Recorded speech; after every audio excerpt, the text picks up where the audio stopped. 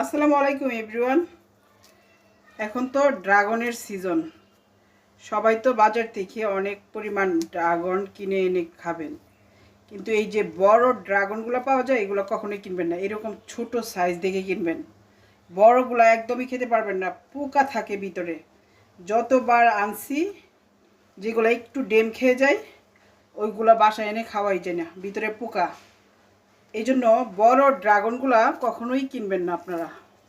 এই ছোটোগুলা কিনবেন, খাবেন, দেখবেন অনেক মজা পাবেন। এগুলো একদম দেশি। এই ছোট ড্রাগন এখন প্রচুর পরিমাণ পাওয়া যায়, দামেও সস্তা, মাত্র 70 টাকা কেজি। এটা ভালো না, এটা ভালো না, এটা খাওয়া যাবে না। এটা কেমন জানি হয়ে গেছে। এরকম ফ্রেশ থাকলে খাবেন, এরকম ফ্রেশ। পচা, এটাও খাওয়া যাবে না। ছোট ড্রাগনগুলা একটু টাইট থাকে, খাওয়া যায়, কিন্তু বড়গুলা একদমই খাওয়া যায় না, বাজে।